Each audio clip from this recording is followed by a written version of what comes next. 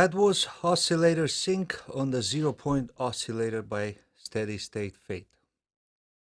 Oscillator Sync, not one, but the one mostly misunderstood feature on any synthesizer.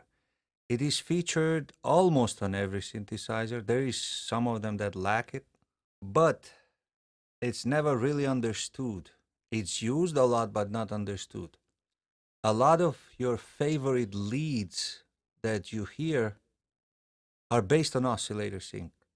There is one song from the Cars from the 80s, the most famous of all, the Laser Harp, the Power lead by Jordan Rudess, I think. It's also based on sync. And a lot of those squelchy, screaming, guitar-like leads in metal, in power metal music. There is two types of it, hard and soft sync. Hard sync is the most used, and it's, at least in my opinion, the most musical and more stable. I'm not going to talk much about sync in general in this video. There is a lot of material on the net. I'm more focused on the sync on the ZPO. A ZPO is mix of hard and soft sync. While a lot of oscillators have a switch for hard and soft, and some of them also have strength knob, as in the case of the AJH mini-mod oscillators. The Rubicon, if you can see, but that's a different story, has hard sync and flip sync. I think flip is part of soft sync, which is reversed sync. It reverses the wave. For sync to work properly, the slave oscillator has to be always higher pitch or faster frequency than the master oscillator. Otherwise, if it's slower, it will never reach its cycle to be reset. Now, back to what sync is.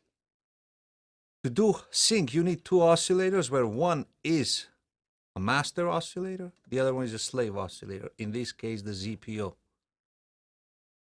What it does is, whenever the cycle of the frequency of the master finishes to 0, it tells the slave oscillator to restart its cycle. Wherever at that point the cycle is, it has to restart again. I will show that now without audio, like I did at the beginning, but I'll plug the Rubicon too. So if I just move a little, you will see the blue wave behind this. Or let me just unplug this for a second. That's the Rubicon. And then I'll plug the ZPO. If I go down, I'll match the tuning. So basically, they're both in total sync now. The moment you start speeding up the frequency on the ZPO, you see how the second wave cuts a line through the ZPO wave, and it tells it to start again. But the more you go up, the more of those lines appear, which means this frequency is faster, and it tries to catch up with the master frequency.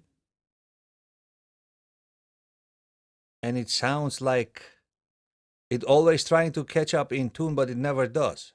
So it's basically, you feel like it's gonna get in tune, but it doesn't get, but it's also in tune. It's the most harmonically rich way of synthesis, I think, oscillator sync. Let me go back to audio a little.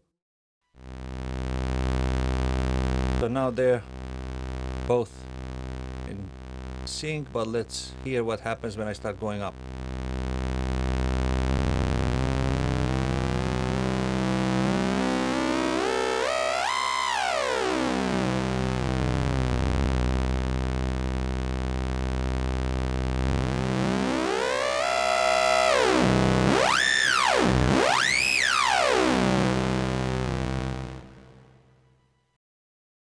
Now, as I mentioned earlier, the ZPO has a mix of hard and soft sync. It's a special sync. It's not like any other oscillator. It's a mix of both, but it sounds different and it sounds amazing. And it's not it. On the ZPO itself, it's very simple. It just has one sync input. That's it. But that's when into play comes the rest of the ZPO, such as the exponential and linear FM, through zero FM, the pulse width modulation, and of course, the 0-point control. But to add to that, you also have the morph out, the scanning of the waves, and if you modulate all that, you get something amazing out of this world, which not many VCOs can actually do. Most of the VCOs are just plain sync in, 1 FM, and that's it. While this has a lot other features that are incorporated into the sync. I will show a few examples after this, and we'll explore a few patches.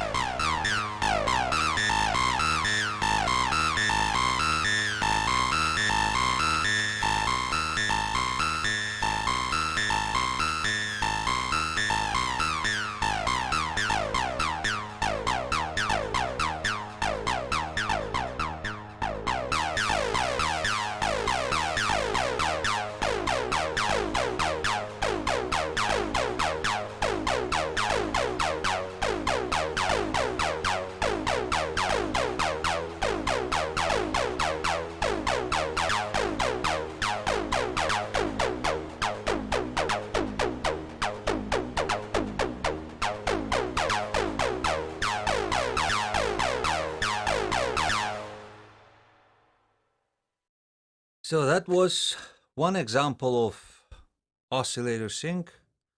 You've heard this patch probably everywhere. The most famous, of course, the laser harp. It's a pretty simple patch to patch it up. The crucial part is getting the envelope to control the frequency on the 0-point oscillator, where you have the standard volt per octave controls, but you also need to sweep the frequency, that falling effect, like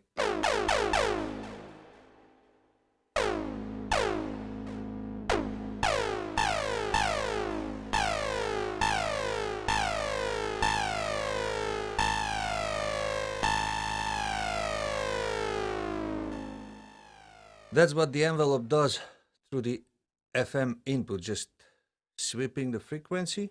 And I also use the Optomix as some kind of filter. I have very little square wave, just straight clean square wave mixed into the Optomix, but it's very little on the bottom. I tend to mix the slave oscillator with the master when I do oscillator sync patches. I always take one clean wave out of the master and mix it just a little into the slave oscillator. That's the most important part in this patch, I think. Just this one envelope that controls a filter, in this case Optomix, and one of the FMs on the ZPO. In any hard sync, you can do, it doesn't matter, linear or exponential, but in this case I chose exponential. Linear is kind of more musical, I think, but it doesn't really make any difference.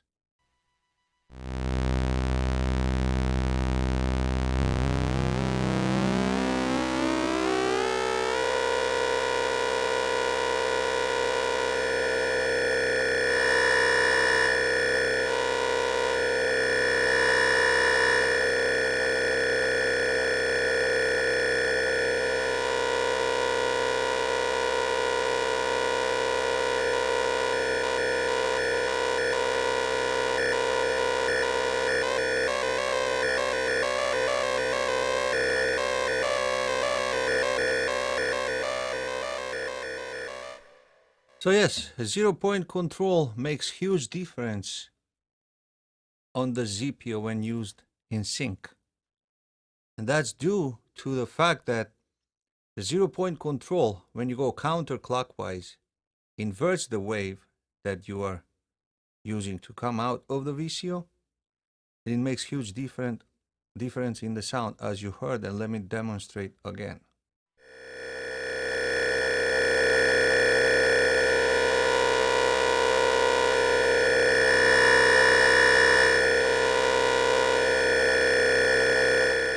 And as I mentioned in my previous video tutorial on the ZPO, you can control the 0-point control by its own input, or when in true zero mode, you can send the signal to linear or exponential FM and it's routed to the core of the 0-point control.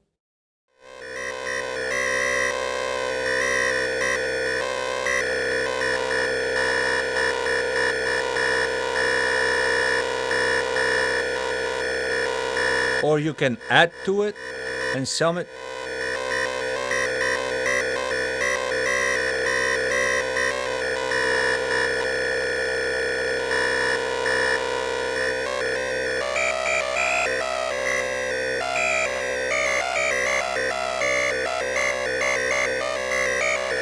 And you can also send an envelope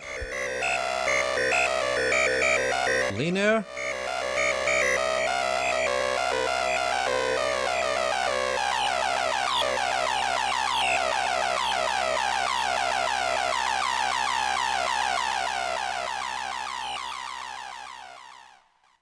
Then I will explore also what we can do with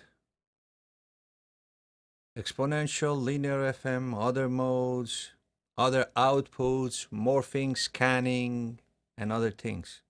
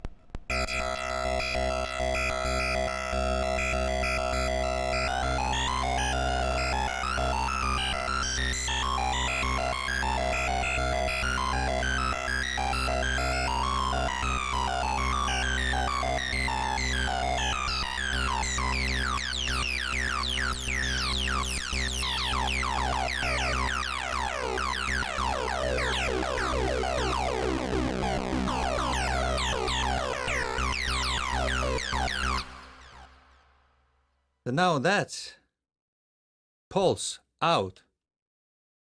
I'm controlling the pulse width modulation with random.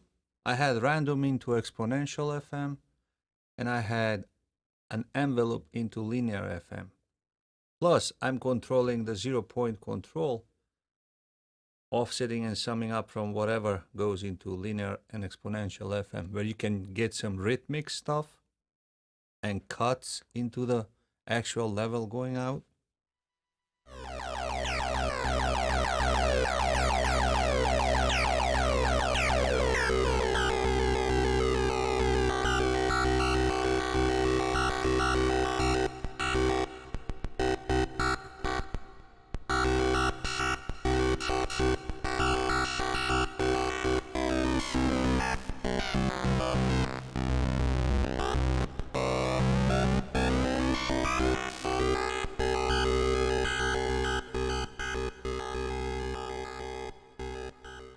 And while at this, we can send some CV, random CV, into the ACV control for the scanner itself. Now it's gonna be just randomly scanning through the wave scanner with different waves.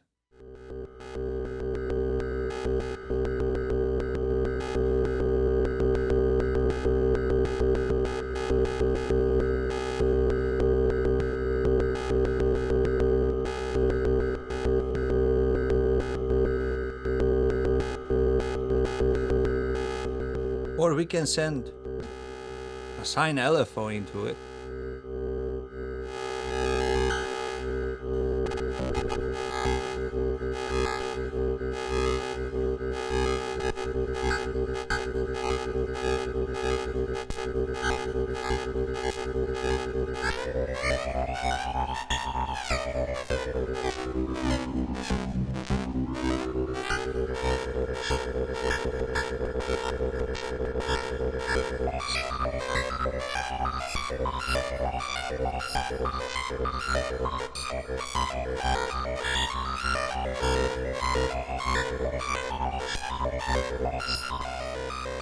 Or we can manually scan.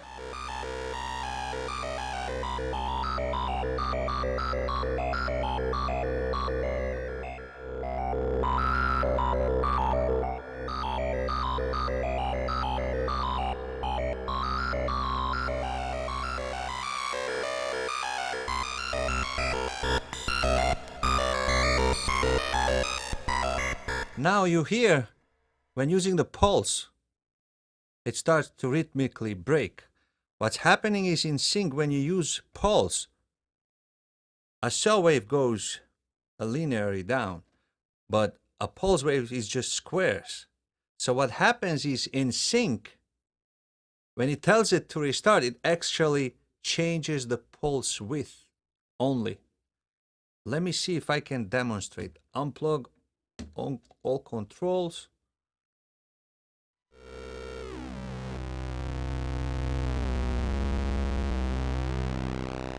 So as you can see, when you go in lower pitch, it actually changes the pulse width all the way to 0.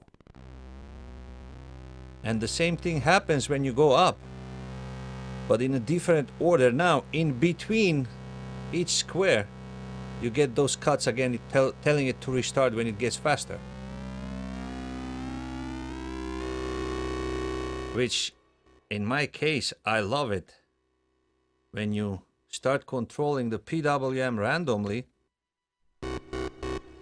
and it starts breaking.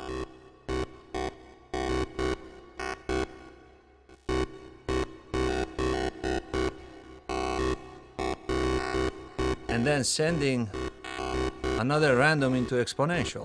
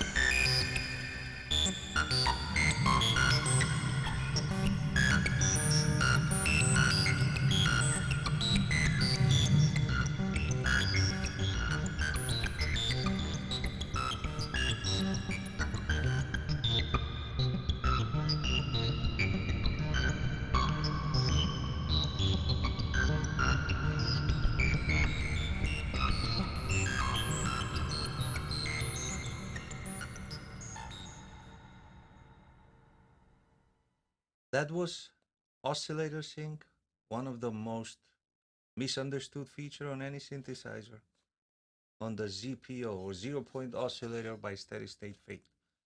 There is more videos to come on Through Zero FM, examples, in-depth tutorials, how it is achieved on the ZPO. There will also be videos on the Rubicon 2 by Intellijel versus the 0 point oscillator. If you like this video, please subscribe down and share a word around. Thank you.